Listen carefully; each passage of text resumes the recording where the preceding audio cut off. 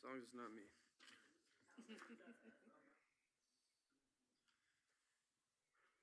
Try it now. Good afternoon, everybody. This is the Community Redevelopment Agency regular meeting, Tuesday, March 12th, 2024, just after 6 p.m. Laura, can we please have roll call? Yes. Chair Ryan, Here. Vice Chair Llewellyn, Here. Board Member Davis, Here. Board Member James, Here. Board Member Salvino, Here. City Attorney Bootsas, Here. Executive Director Chen, Here. Chair, you have a quorum. All right, thank you very much. For part two, we're going to get into citizens' comments. Are there any citizens' comments out there? Seeing none, we'll move on to administrative reports with Director Chen. Thank you, Chair Ryan. I'll start off by bringing you up to date on our Dania Beach Business Academy. I've been informing you that we had a program through the weeks of February for first-time home buyers. Again, this program was exceedingly successful with over 80 people attending all 4 sessions. And at the end of it, we ended up with 26 graduates. Those are people who attended all 4 of the sessions in the program. So we'll be doing the graduation certificates, and I'll be looking for signatures with you again, Mayor. Aero Partners. Aero Partners is an acronym. It's the Association of Entrepreneurial Resource Organizations. Basically, it's people who operate to assist new and startup businesses, minority businesses, and businesses of different challenges. The City of Dania Beach and the CRA is a member of the Aero organization. On February 27th, we participated in the annual expo, which is where we reach out across basically Broward County to all the entrepreneurs who have aspirations of new businesses and being successful. And we participated in that. We had an exhibitors table, and I was a speaker at that expo, basically advising them of programs we have in Dania Beach and just how wonderful we are and what we have to offer. The IP to Market Incubator, we have scheduled what I've started calling a grand opening event for April 16th from 6 p.m. to 8 p.m. We will participate with the Dan Marino Foundation will join us for that. FIU will join us for that, and the CRA. I would look for hopefully all of you to be able to attend that. The really big news to that is that we have secured Jaleel Hudson, who is in fact, he's the director of the National Nuclear Security Administration for the U.S. Department of Energy. This is a person who is in charge in their technology transfer programs, educational programs, and governmental partnerships. That's the purpose of his interest in joining us for this event. And because of the stature of the Department of Energy official attending, I will invite the county commission and so forth to join us for that as well.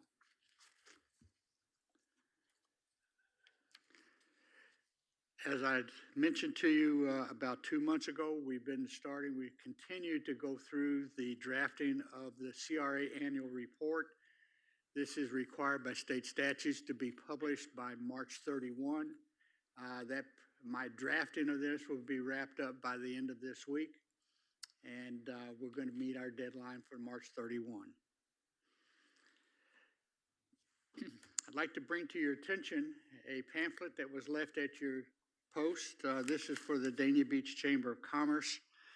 They have started a business guide and visitors directory, and the CRA has the inside front 2 pages where we have promoted what we're doing here in Dania Beach.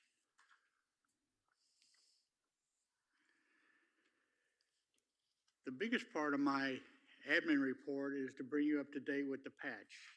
Now that we've had some direction, we actually have had some kickoff meetings with the Fruitful Field, who is staffing up to begin their operation. Their contract was actually established as of March 1. The first priority to them was to start to initiate the schedule for public engagement and visitations to the patch. They have scheduled during the month of March for the 5th, 12th, 14th, 19th, 21st, 26th, and 28th, starting at 10 a.m. in the morning and running through 1 p.m. in the afternoon. Their objective for these early meetings during the month is to see what is the type of people who will visit the patch and to get feedback with them. They're going to engage with them to see what kind of programs they would most like to see and what days of the week and what hours in the day are most convenient for them to visit. And then they'll take that information and schedule regular opening hours for the patch to reflect that feedback.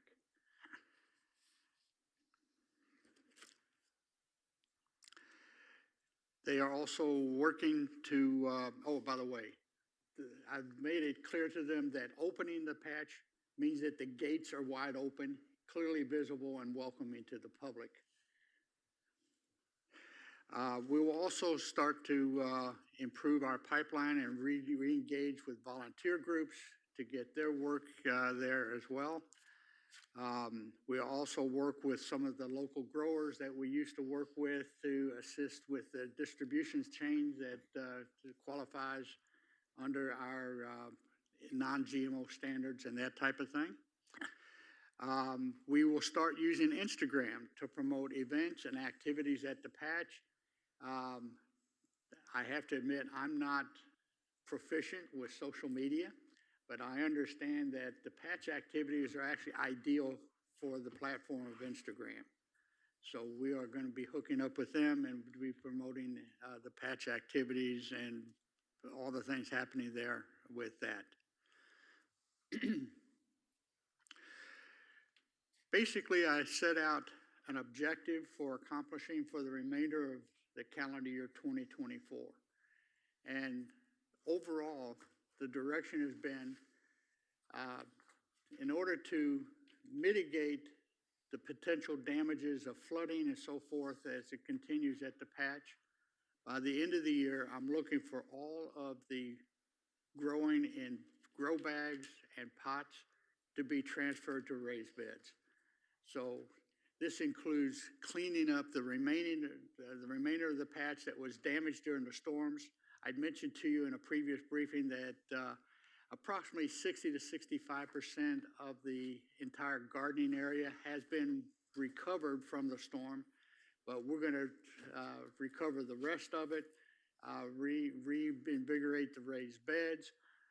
We did mention that with the existing 18 raised beds, one of the things to do is we need to add an extra stack of blocks to make them a little bit more resistant and resilient against flooding, so we'll add to that.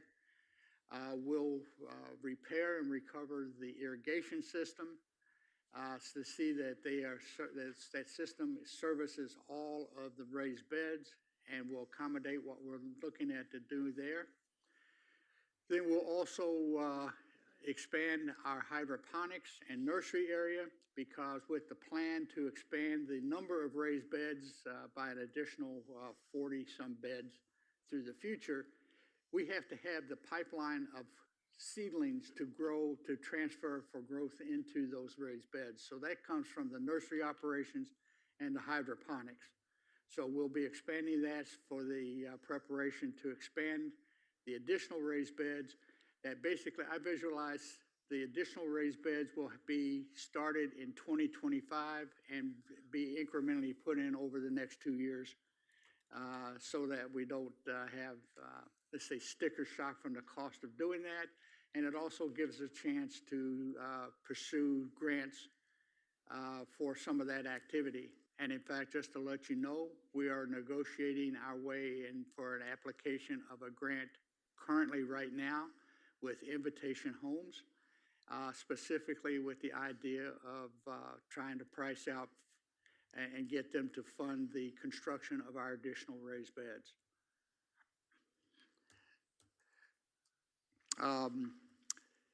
The fruitful fields is examining the system, the irrigation system. I mentioned to you in the past that we've had three bids for that, all of them in excess of $30,000 for repairing the irrigation system.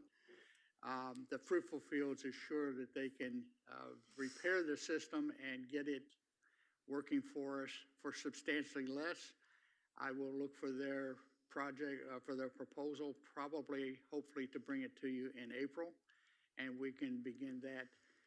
Now, all the things I've mentioned here, and I've given you a more detailed report in the written version here, everything is proposed here, I think can be accomplished within the existing budget for the patch that we have this year. And that concludes my admin report. Thank you, Director. Any questions? All right, great. I have one question about the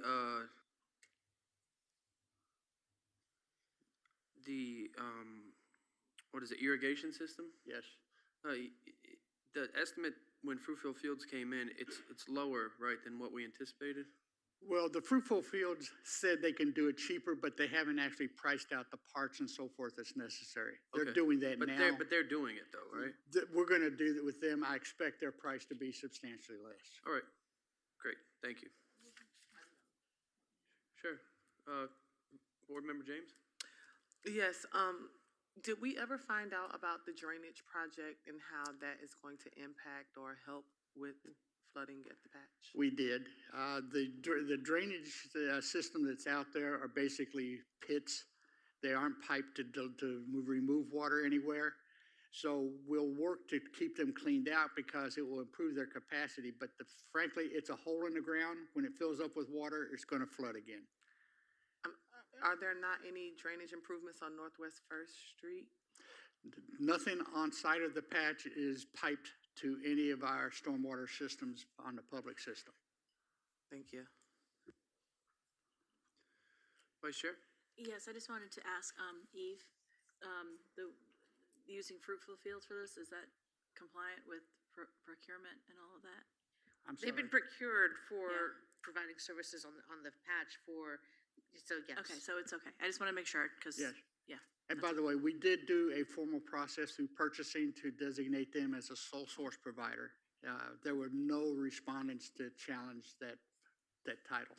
Okay, I just want to make sure it's all legal. Yes. Okay, moving on. Let's see, we have consent agenda. It's just for the minutes for February 13th. Oh, no, to approve the minutes. We have consent? Okay, we have consent. Oh, yeah, you have to make a motion. That's fine. Motion to approve consent agenda. All right, I have a motion to approve from the Vice Chair. Second. Second from Board Member James. All in favor say aye. Aye. Okay. Passes unanimously. Okay, we don't have any proposals and bids, so we'll move on to discussion and possible action regarding the Spirit Airlines QTI HIPI incentive. Okay, thank you again. As you're aware, the Spirit Airlines moving their corporate headquarters to Dania Beach was incentivized by the state program, the Qualified Target Industry Program. In that program, basically the Spirit Airlines investment and job growth program qualified for $6,000 per new job that they built. In that, $4,000 per new job was associated with the QTI program, and $2,000 per job was associated with the high impact industry that they're in. Roughly, it's because of the investment that they're making in Dania Beach for that construction. At the time, they had estimated that to be in excess of $180 million to build their facilities here. Under that, the QTI program is designed that the state pays 80% of the incentive. The county pays 10%, and the city, and in this case, the CRA is under the contract with the QTI. The CRA pays 10% of their annual incentive payment. For their first year of performance, which was 2022, they were obligated to create 25 new jobs. They actually created 218 new jobs. Those new jobs required an average wage of $78,850. The actual average wage of those jobs they created was 109,569 jobs. They did completely qualify for their job creation piece. What they did not qualify for is that they have not yet moved to Dania Beach. So under our contract, for our 10% of their first year's incentive, we would be obligated to pay $3,750. Because of the contract, they are not here yet. We can legally decline to make that payment, which is why this wasn't just processed for payment. As it was, if we decline, the county cannot make their payment and the state cannot make their payment. So if we decline paying $3,750, Spirit Airlines forfeits $37,500 for their first year qualification. It's my recommendation that I guess for good corporate relationships, in addition to the enormous economic impact that will accelerate to us, I recommend that we go ahead and make the $3,750 payment. And by the way, I have checked. It is anticipated that Spirit Airlines could be occupying that building by the end of this month. Board Member Salvino? Thank you, Chair. Excuse me. I'm just wondering, I didn't quite, maybe I didn't understand one of the things you said. So we're to pay 10%.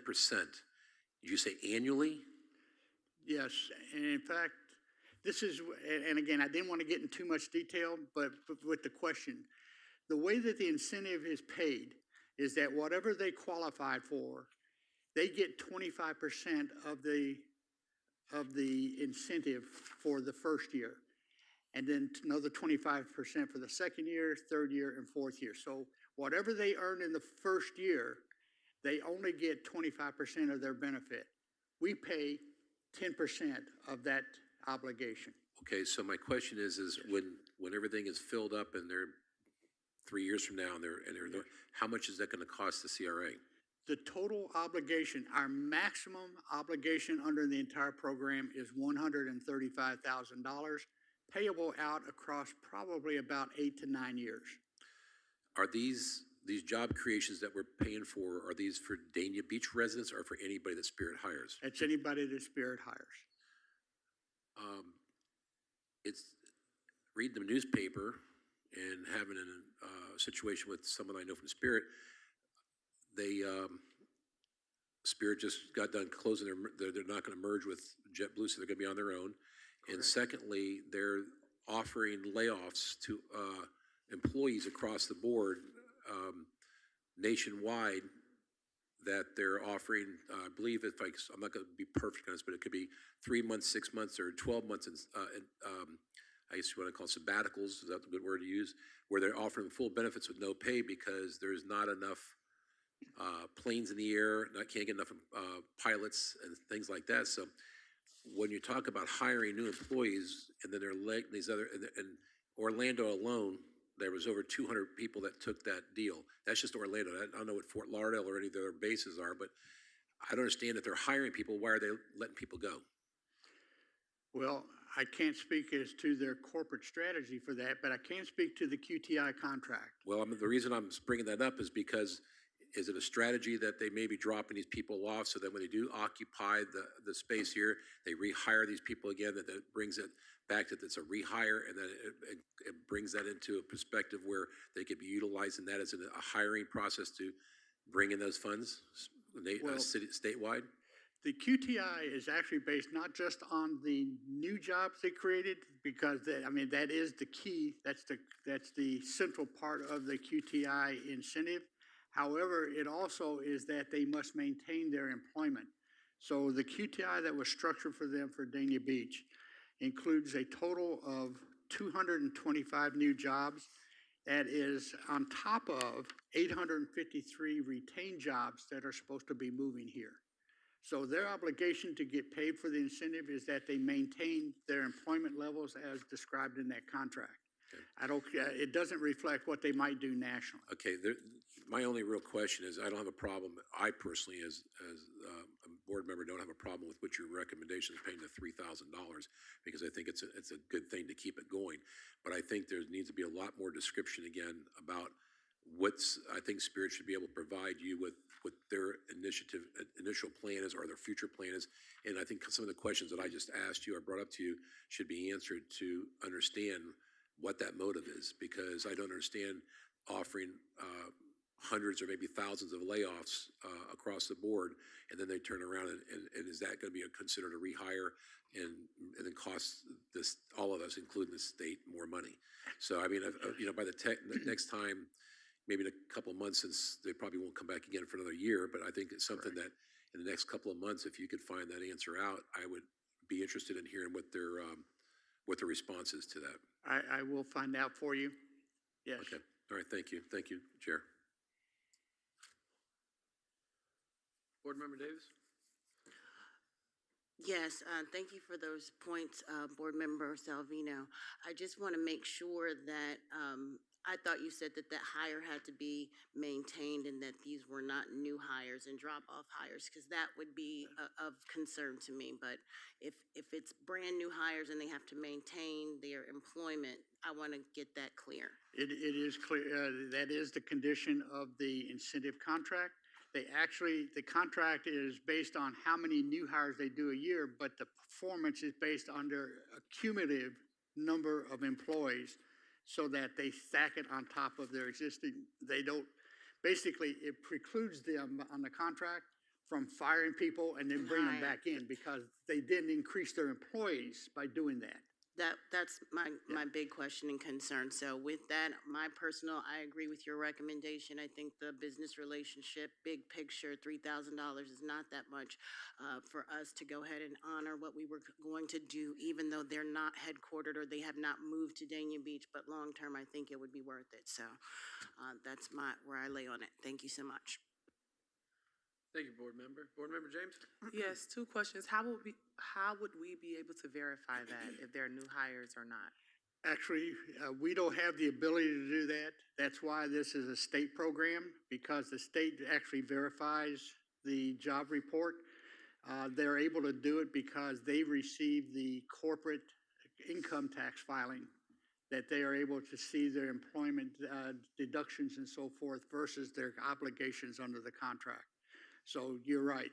As a city, we don't have the ability to track actual employees counts, which is why we don't have this kind of program actually initiated as a city incentive, because we can't verify it. Okay, my next question is for Frank, and he may or may not know the answer to this. I can remember several years ago when the whole Spirit deal first came about. When our former CRA executive director was here, I thought that as a CRA we were supposed to contribute like $300,000 or something like that to Spirit Airlines for high-paying jobs. Do you remember anything like that, Frank? I don't have any information on that. That might have been before my time, but I haven't seen anything about that since I've been here. Okay, because I'm trying to get that information. I know we had a conversation about a large chunk of contribution that the CRA was supposed to partner with Spirit to ensure that we would have high-paying jobs, but I'm going to try to search it on my laptop or something like that. I'll tell you what, with you bringing that up, But I'll he work said with Frank to see if we 100,000. can track down what you might be talking about there and provide you information. Maybe. Okay, well, can you clarify, Vice Chair, because I heard him say 100,000, but I thought that the contribution from the commission, from the CRA was going to end up being like 300,000. Thank you, Chair. All right, geez. I don't remember the exact numbers of that, but I think this might be what it is that you're talking about. It's just the numbers, maybe, that may have been an estimate. Okay, I don't know. so in total, we are 'Cause I only remember paid something like around 100,000, not 300. 150. According to the contract that we approved with the state, our maximum obligation is $135,000. Okay, thank you. Well, I support, your recommendation. Okay, so I have a motion? All right, I have a motion from Board Member James to approve. And I have a second from Board Member Salvino. All in favor, say aye. Aye. Aye, any opposed, say nay. I'm Okay, sorry, none. I didn't mean to say It's that. all right. All right, hearing none. Motion passes unanimously. All right, and I think that's it. Oh, board member comments, yes. Okay, and we will start with Board Member Davis. Thank you, Chair. I had the wonderful opportunity of attending the grand opening of Rob Stern's glass blowing art gallery right here on Northwest First Street. It was absolutely amazing. They had a little glass blowing session out there. He's really reformed and transformed that little warehouse over there, so it was really nice. Rob Stern, if you don't know, he is on Netflix episode 3 of Blown Away, so we are bringing some Netflix stars to the city of Dania Beach in the CRA district, and that's very exciting. So I want to say congratulations. I know it was a long time running and trying to get that, all the logistics and permitting for all that to happen. And so great job with that. And Rob Stern, we're excited to have you in the CRA and the city of Dania Beach. Thank you. All right, thank you, Board Member. Board Member James? Yes, I was also able to go by the glass blowing shop. And I actually left and came back at around 8:30, almost 9 o'clock, and that was when he actually did his presentation. Sharon's daughters were there with Kelly, and it was one of the girls' birthday, and he made her some type of a bird. So it was very cool watching from start to finish him create a piece of art, and I know that there's going to be opportunities, and I would like for us to have an opportunity to really have some type of an event to where he can do some type of a show here for us in the CRA or in the city. And then the second thing is, how much does it cost to be a trustee member of the chamber? Because I think it's a shame. I mean, I'm going to bring this up in the city too. Neither one, CRA nor the city, is a trustee member. It doesn't. It does. No, we're not on here. We're not on here for the trustees here, nor in the publication does it have the little T by us. But I think this is really, really good. I think that Randy and her team is doing things that are tangible. Go ahead, Frank. You may recall last year the city became a trustee member. It's a $10,000 annual contribution. We just received the first renewal invoice for that, so that we're going to be processing that invoice, but we just received it the other day. So we should be a trustee member because we paid for it last year. Okay. And if we haven't yet, it's just timing. We just received the invoice 2 days ago.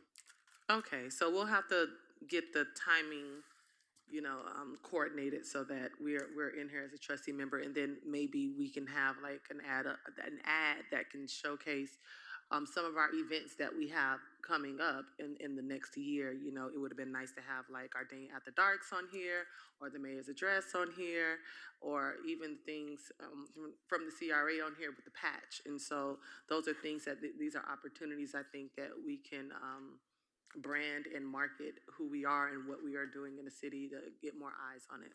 Other than that, that's it. Thank you. Thank you. Board Member Davis, you had something to add to that? Yes, I brought it, but I forgot to bring it up. Last year, we attended the Mayor's Gala for United Way of Broward County, and we brought our different veterans to attend with us. I would like to attend that again with the same sponsorship or table level, and I wanted to seek consensus for attending and bringing veterans, or if you guys have somebody else that you'd like to bring, but I think bringing the veterans to that kind of event was very beneficial, so I'm seeking consensus to do it again. We got it from the CRA. Is it CRA? Okay. What date? What's the date? It is April 27th, 2024. Okay. on here. It's the same.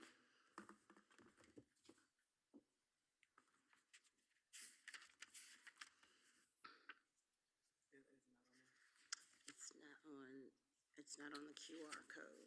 Thought it was on here, but it's I'll not. follow up and check with that. Just to let you know, we actually have reserved, made an RSVP. Denise and I will be joining their Leads for Lunch program tomorrow. So we are trying to do things with the chamber and, This be isn't happy to chamber. follow up with them. This is United Way. United Way. Oh, I'm sorry. This is United Way, Broward County. Okay, my mistake.